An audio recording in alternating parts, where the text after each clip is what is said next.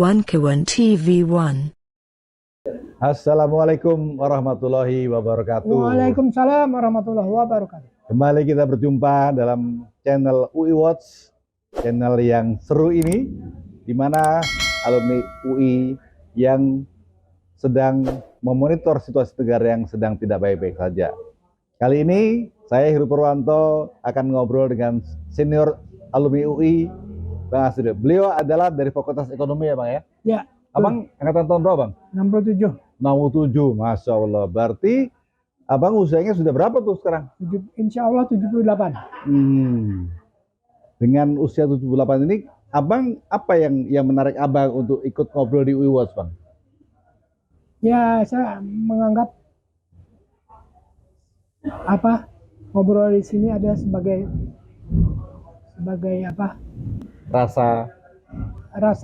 bagian rasa syukur bahwa kita pernah belajar ekonomi, tapi kok kita tidak pernah memberikan apapun kepada bangsa ini, yaitu cara memberikan kepada bangsa ini ya dengan cara mengaplikasikan ilmu ekonomi yang kita peroleh dari bangku kuliah supaya bisa bermanfaat bagi bangsa negara, membangun, supaya rakyat bisa menikmati hasil pembangunan. Masya Allah.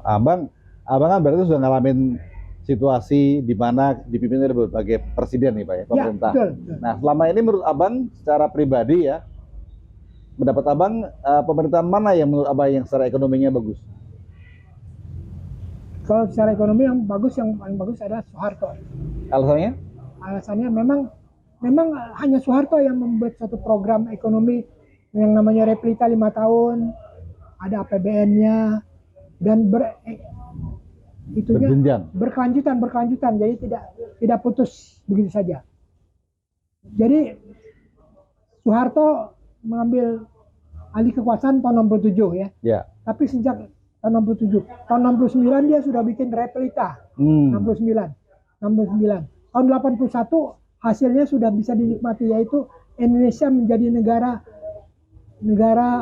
Swasembada pangan? Swasembada beras. Oh, beras ya. Beras. Sampai sekarang belum ada negara kita yang mendeklar kita swasembada beras, belum ada. Gitu ya Pak. Karena juga nggak pernah diurus secara serius. Nah, ini menarik nih pernyataan Abang bahwa negara tidak diurus dengan serius. Jadi kita buktikan bahwa selama 8 presiden sekarang ini, ya, presiden yang kedua lah yang menurut Abang memang serius mengurus ekonomi Bang ya. Iya. Ya. Terbukti dengan sudah berhasil swasembada beras. Ya. Apalagi Bang? Contoh lain, fakta lain yang bisa Abang ceritakan bahwa kalau Abang bilang Soeharto itu paling serius mengurus ekonomi. Mengurus ekonomi kan dengan satu program yang jelas, berkelanjutan, ya, sehingga bisa dimonitor mana kekurangannya, mana. Tentu saja bukan berarti Soeharto tidak ada kekurangannya, pasti ada kekurangannya. Ya. Tapi kekurangannya dengan kelebihannya lebih banyak kelebihannya. Ya, misalnya juga memilih menterinya juga orang-orang yang capable Bang ya. Ya, betul. Ya, jadi tadi menarik Bang bahwa Pak Harto itu pada tahun ketiga setelah beliau jadi presiden sudah membuat suatu perencanaan yang bagus, yaitu Replita Bang ya. Replita. Nah, sementara kalau kita lihat yang presiden yang berikutnya ini belum jelas Bang ya.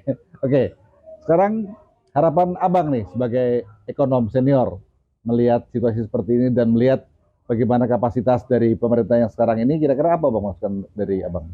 Ya, kalau boleh, Prabowo segeralah mensyukuri nikmat Allah yang banyak sekali kepada bangsa Indonesia ini.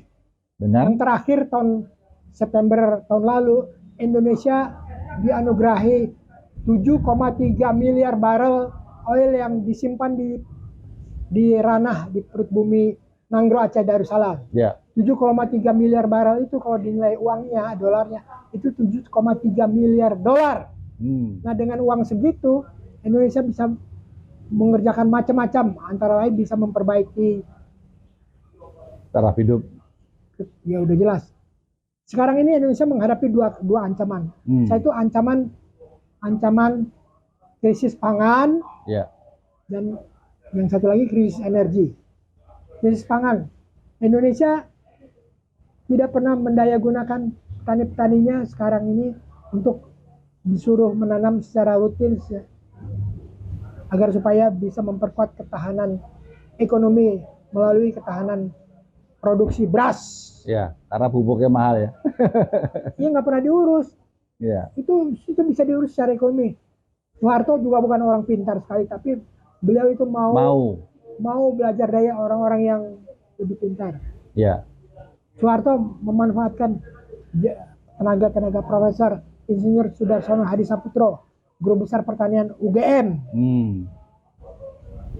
Kemudian dari PB juga banyak Insinyur Ahmad Afandi. Jadi semua tenaga potensial bangsa Indonesia dikerahkan oleh Soeharto untuk berbuat sesuatu bagi bangsa dan negara. Jadi pemilihannya itu bukan berdasarkan karena dulu pernah temannya dia atau saudara ini. Ya. Sebetulnya SBY juga pernah begitu. SBY waktu jadi presiden, ada salah satu menteri pertanian itu yang diangkat dari mantan promotornya waktu mengambil gelar doktor di IPB. Ya.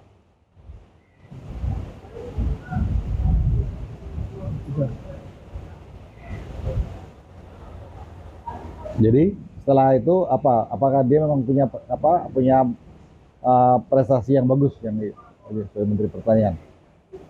Enggak juga ya, biasa aja. Tapi dia SBY kebobolannya bidang ekonomi perbankan, Bank Senturi ya. Senturi, ya. Ya, memang itu menjadi tapi di bidang pertumbuhan ekonomi 7% itu bisa dicapai, rata-rata 7%. Ya. Selama SBY berkuasa itu bisa dicapai. Ya, sekarang ini 5%. Sekarang ini 5% aja berat. Dan itu juga sudah dicapai oleh SBY di akhir-akhir pemerintahannya SBY. Ya. Jadi Jokowi itu presiden yang nggak berbuat apa-apa, cuma merusak saja. Iya, yang pasti memang hutangnya makin banyak, ya Bang ya. Hutangnya makin banyak sehingga beban kita makin. Berapa tambah nggak gimana tentang bahwa Jokowi itu sebagai sering meneriakan membangun infrastruktur, Bang? Apakah itu menjamin? Infrastruktur yang dimaksud Jokowi infrastruktur itu bikin jalan tol. Ya. Itu infrastruktur yang berbayar. Bukan itu yang lebih penting. Yang lebih penting adalah infrastruktur pertanian. Bagaimana irigasi, bikin dam, supaya orang-orang desa itu kembali ke desa membangun desanya. Dengan demikian pengangguran tidak bertambah terus di kota-kota. Ya. Dengan demikian produksi bisa meningkat. Karena itu tidak mengherankan 14 tahun Soeharto berkuasa, Soeharto bisa mendapatkan penghargaan sebagai negara. Iya, pidato di PBB segala ya, bilang di PBB ya. Itu penghargaan dari IRRI, Indonesia International Rice Research Institute. Itu sebuah lembaga PBB yang memberikan penghargaan kepada hasil-hasil pertanian. Ya. Oke. Jadi dari obrolan kita pada hari ini dengan Bang Azril, kita bisa menilai sendiri dan melihat fakta sendiri bahwa betul negara kita pernah dihargai oleh PBB dan dinilai swasembada beras. Sebenarnya sekarang ini semakin lama bukan kita semakin swasembada, tapi semakin banyak impor beras. Impor. Dan bahayanya sekarang, maka saya tadi mengatakan itu krisis pangan. Karena kita nggak punya devisa yang cukup untuk mengimpor. Mengimpor kan harus bayar. Nah, sekarang kita APBN kita defisit, nggak punya foreign exchange devisa yang cukup untuk mengimpor minyak dan mengimpor beras. Dua ancaman krisis energi. Kita harus mengimpor minyak mentah untuk menggerakkan ekonomi kita, karena ekonomi kita ini membutuhkan bensin, aftur dan gas untuk menggerakkan ekonomi sehari-hari. Iya, betul. Ya, jadi intinya adalah kita nanti akan ngobrol lagi di dalam waktu untuk membahas tentang terkait dengan tadi yang apa yang saya sampaikan terkait dengan masalah energi, ya, yang perlu kita perhatikan juga. Energi dan pangan. Pangan, ya. Baik, terima kasih Bang Azril atas segala waktunya. Assalamualaikum warahmatullahi wabarakatuh. Waalaikumsalam warahmatullahi wabarakatuh.